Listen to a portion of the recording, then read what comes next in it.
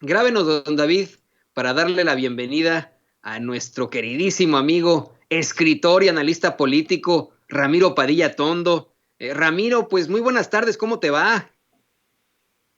¿Cómo estás, mi querido Toño? Pues bien, aquí disfrutando de la vida, escuchándote y riéndome también.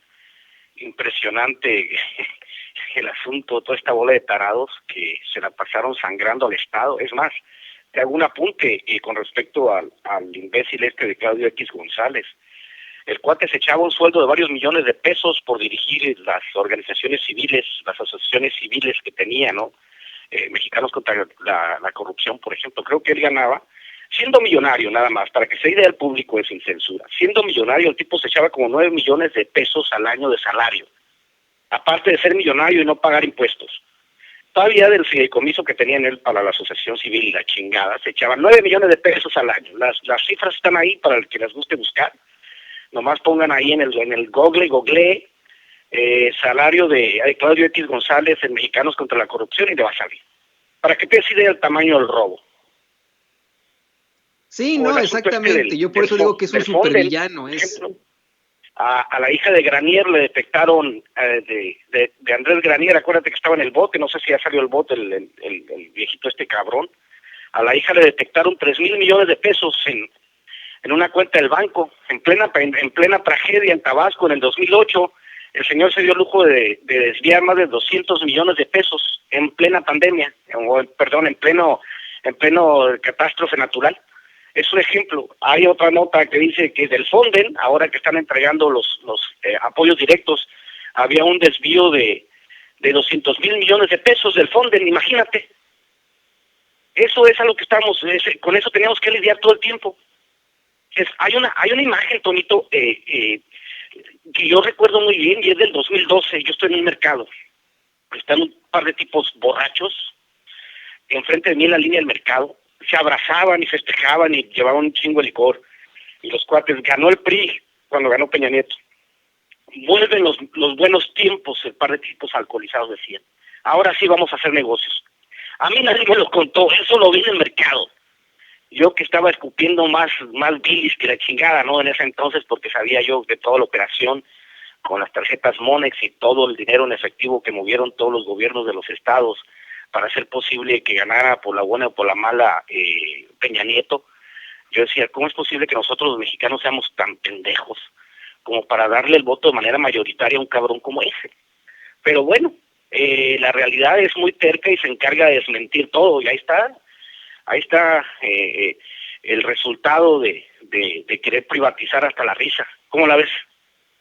No, y te iba a decir, yo también tuve mi experiencia y creo que todos los mexicanos hemos tenido una experiencia en la que observamos directamente esa corrupción, precisamente cuando gana Enrique Peña, bueno, dice que gana, ¿no? Obviamente, cuando se establecen después de todos estos fraudes con Odebrecht y etcétera, que queda, vamos a decirlo así, Enrique Peña Nieto como el presidente. Me acuerdo mucho de cómo un grupo de personas hicieron una manifestación en el Estado de México afuera de una tienda Soriana para decir, es que nos compraron nuestro voto para que votáramos por el PRI y estas tarjetas que nos dieron para una pantalla no tienen nada, ¿no? O sea, el chiste se contaba solo.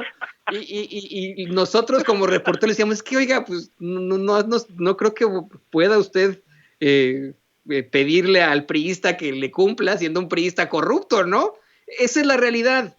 Y por eso es que yo estoy, pues te digo, tengo mis reservas. Si es de risa lo que está pasando ahora, esta intentona de lo más cheesy, decimos aquí en Estados Unidos, pero, pero la unión hace la fuerza, Ramiro.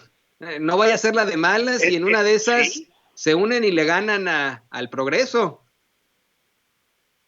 no le ganan. El asunto con ellos es extremadamente difícil que alguien, en su sano juicio ahora, porque las condiciones van cambiando, date cuenta que el México del 2000, el México del 88, el México del 2006, el México del 2012, no es el mismo México del 2020.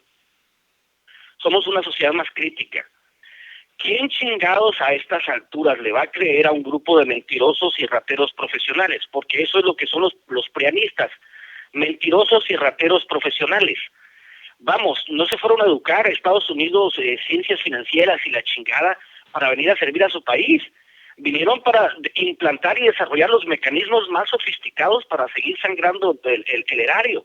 Al final de cuentas, lo que nos damos, o sea, lo que descubrimos nosotros, los mexicanos en general, después de que llega López Obrador, porque ese era el temor más grande de que llegara alguien que no pertenecía al sistema, era que se fuese descubriendo paso a paso cómo operaban los mecanismos de robo al erario. Pues Rosario Robles es un ejemplo claro, Emilio Lozoya lo platica de cómo eran las estrategias, por algo querían, por algo hicieron la reforma petrolera, porque querían robarse todo el dinero del país. O sea, uno se pregunta si los empresarios y los políticos que ya tienen riqueza para 10 generaciones, que no mamen, o sea, ya tienen riqueza.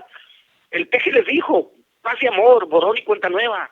Denos oportunidad de reconstruir el país, no los voy a perseguir. No es mi fuerte la venganza, denme quebrada de reconstruir el país. Lo único que se mantuvo constante durante los 80 años fue la cantidad de pobres, que era más de la mitad. Ahorita tenemos más de 60 millones de pobres. Algunas cifras dicen que hasta 80 millones de pobres, porque esos 20 o 30 millones que se consideran de clase media en realidad son pobres. No llegan a los estándares de ninguna clase media en ningún país del mundo. Ese tipo de cosas que nosotros, por eso nos abocamos a combatir. Y es lo que nosotros hacemos aquí en Sin Censura, hacemos en las redes sociales, hacemos en todos lados, decir, señores, no es cierto, ¿por qué le van a creer a esta gente? Qué ridiculez. Pero pues no entiende, hay mucha gente que sigue obstinada. Yo he trabajado esta idea de las ideas, he trabajado este asunto de las ideas y cómo nacen las ideas y cómo es que alguien llega a pensar o cómo es que alguien llega a tener un pensamiento de derecha. Por eso decía que el mejor producto del neoliberalismo es el pobre de derecha, es el mejor producto, el producto más acabado. Alguien que siendo pobre defienda las políticas de derecha. Increíble.